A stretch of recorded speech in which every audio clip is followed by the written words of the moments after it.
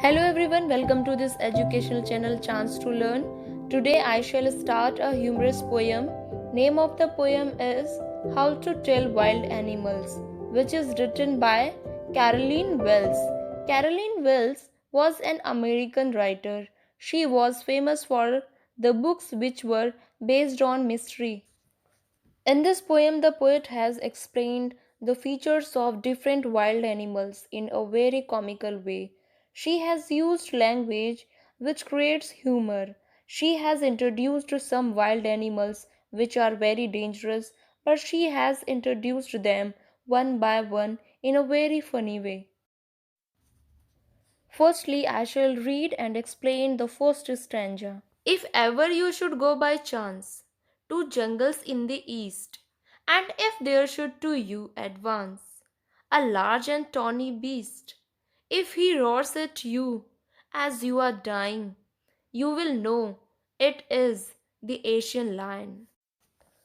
Here the poet says that if the reader goes in the jungle of east and he comes across an animal whose skin is yellowish brown in color, and if it roars at him so strongly that he can die out of fear, it means he saw an Asian lion. Here tawny means yellowish brown color. Now come to the next stanza. Or if sometime, when roaming round, a noble wild beast greets you, with black stripes on a yellow ground, just notice if he eats you. This simple rule may help you learn the Bengal tiger to discern. Here the poet says that when you go to the jungle and found an animal that roams in the jungle and looks so magnificent and has black stripes on his yellowish skin and he kills you to eat, then this means that you have definitely seen a Bengal tiger. In this way, she has used humor to explain how a tiger looks, but here there is no use of this identification after being eaten by that Bengal tiger. Is it possible? Now move on to the third stanza. If strolling forth a beast you view, whose hide with spots is peppered, as soon as he has leapt on you, you will know it is the leopard. It will do no good to roar with pain, he will only lap and lap again. Here the poet says that if you are walking in a jungle and you see an animal who has a skin with spots on it, this animal is so fast as it will leap on you and it will kill you at once. That means you should understand that it is a leopard and there will be no use of your crying due to pain as it will keep jumping on you because it is a leopard. So here features of a leopard has been explained in a funny way. Now come to the next one, which is also very interesting. If when you are walking round your yard, you meet a creature there who hugs you very hard, be sure it is a bear. If you have any doubts, I guess he will give you just one more caress. Here the poet explains that if you are walking in outside area of your house and you meet a creature which hugs you very tightly, that means you must understand that it is a bear. Here she adds that if you are still in a doubt regarding the bear, it will keep you hugging with a gentle touch. This way you might assure about its identity. Now come to the next stanza. Though to distinguish beasts of prey, a novice might nonplus, the crocodile you always may tell from the hyena thus. Hyenas come with merry smiles, but if they weep, they are crocodiles.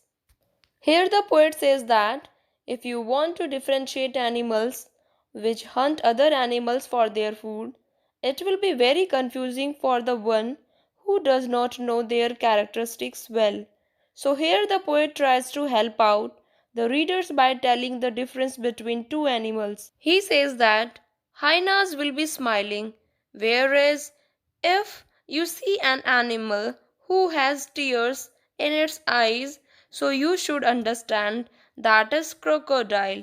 And be sure, hyenas and crocodile both are dangerous. Now come to the last stanza of this poem. The true chameleon is a small, a lizard sort of thing. He hasn't any ears at all, and not a single wing. If there is nothing on the tree, it is the chameleon you see.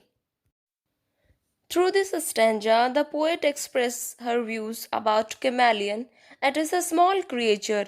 It looks like a lizard, but the difference between chameleon and lizard is that chameleon does not have ears and wings, and when you will try to see it on the tree, most probably you might not see it, as chameleon has the ability to change its color according to the surface on which it is sitting.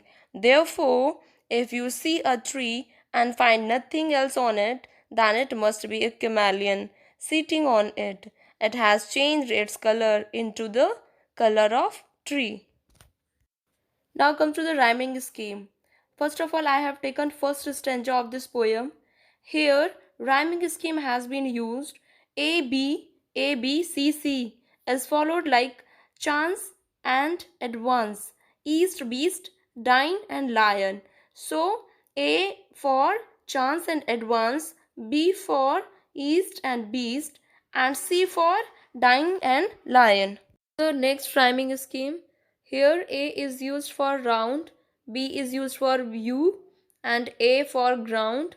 Then again B is used for you, C for learn and discern.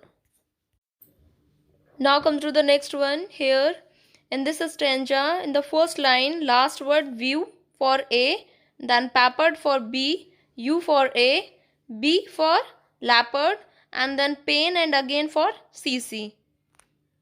Now come to the next one. Here your yard. Yard is used for A and there for B and hard for A and then bear for B.